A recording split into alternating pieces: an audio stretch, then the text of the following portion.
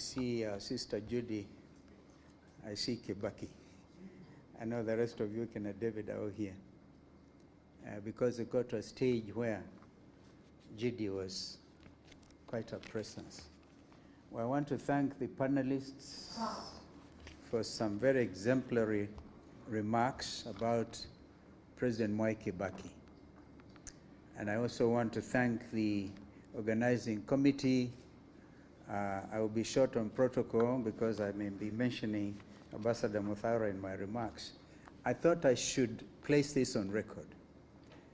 And the reason is I didn't have the time because of, if you remember when we laid President Mwai Kibaki to rest, it was quite an occasion. And I didn't have the opportunity to say one or two things. Ambassador Muthara eloquently actually represented all of us then. Therefore, if you allow me, I want to read my short remarks. April 22nd is a date embedded in my mind and thoughts since the death of our beloved third President of the Republic of Kenya, His Excellency Mwai Emilio Kibaki. When I learned that a group of eminent Kenyans launched the Mwai Kibaki Annual Memorial Lecture to keep the memory and ideas of this African icon alive 2 years ago, it warmed my heart and spirit. This is a befitting endeavor worthy of the icon we honor today and the yardstick we judge any Kenyan leader against. Such was his measure. I first met President Mwai Kibaki when I was elected to Parliament in 1985. Oh my goodness, it's actually been 40 years since. On the 10th, on the 10th of this month, marked my 40th anniversary as a leader, having been elected to Parliament then. I met him when I was elected as a young member of Kitui North constituency following a by-election. I was young, and he was the Vice President of the Republic of Kenya, as well as Minister for Home Affairs.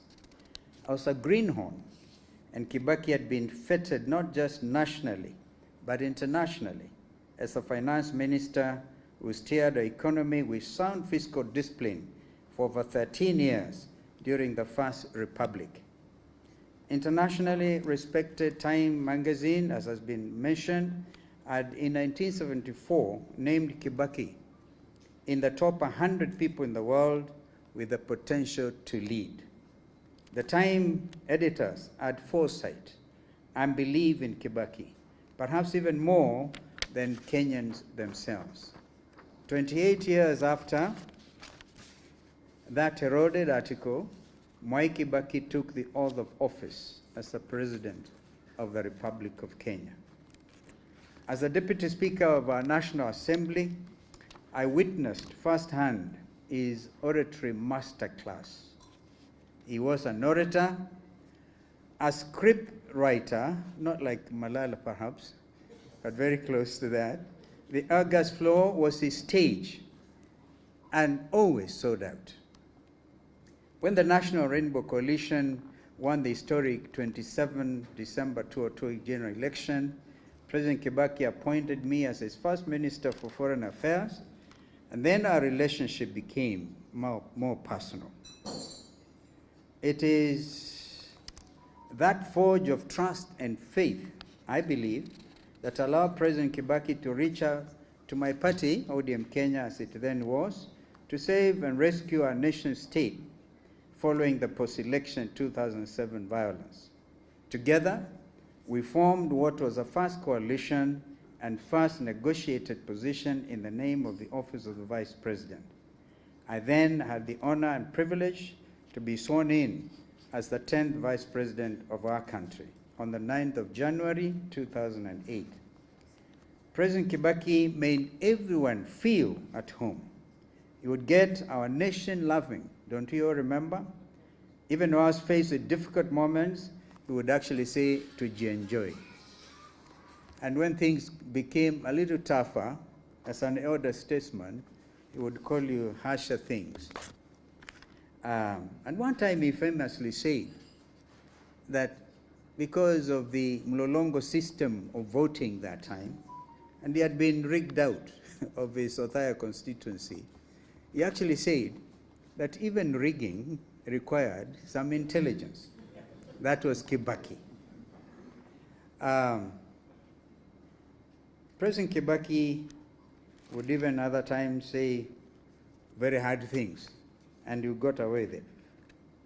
President Kibaki listened and he empowered his lieutenants. He was not a micromanager. He reduced taxation across the board and did away with unnecessary and prohibitive laws.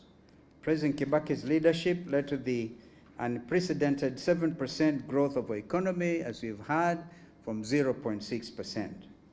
Our infrastructural growth was self-evident, as was a commitment to economic recovery strategy and Vision 2030, as we've just heard from men who worked very closely with him in that regard. President Kibaki was an iconic father figure, a selfless, beloved, and brilliant leader, and his legacy will live on through countless generations. It was my greatest honor and singular privilege. Remarkably, Kibaki. That was him. And you remember he had, he's the first person to say, you will not have a national currency having anybody's head printed on it. And he lived to actually see that happen. One of his least eroded qualities was his ability to restore our constitutional ambition, and we have heard from Professor Kivutha Kibwana, was his advisor in that space, come out very clearly on the steps that were undertaken. Less than 5 years from the costly defeat by the people of the Wako constitutional draft at the November 2005 referendum, President Kibaki promulgated the 2010 Constitution of Kenya on the 27th August 2010. Actually, after that referendum, I found myself missing from the newly constituted cabinet. I was not the only one. Raila Odinga was also missing. That was Kibaki, and he never followed you up with nasty utterances. Kenya has President Kibaki to greatly thank, and we owe him a debt of gratitude, because our constitution is heralded as one of the most progressive constitutions in Africa, if not the world. It is this constitution that now more than ever holds the fabric of our nation together at these grave and perilous times. Allow me to, for example, because if Kibaki was here, he wouldn't himself shy away from dealing with this matter. Yesterday, Kenya and the world witnessed the most unfortunate assault on democracy, when security agents, acting on orders from above, lobbed tear gas at young students of Butere Girls High School and members of the press at the National Drama Festival in Nakuru. It is an act of criminality against basic values of common decency. It is a direct assault to our democracy and rights of Kenyans as enshrined in our Constitution. And Article 33 of our Constitution, which was given to us as a heritage by President Kibaki, every person has the right to freedom of expression, a right that includes the guarantee for the Butere girls to perform their play without fear or intimidation. The artistic expression is protected under the law. Article 34 further guarantees the freedom and independence of the media. Let us be clear, this Ruto regime has crossed the Rubicon. To the courageous students of Butere Girls, your resolve, even as you sang our national anthem in the face of riot gear and arms, has become a renewed symbol of hope, just like our Gen Zs. You are the true guardians of Kenya's future, bold, unyielding, and principled.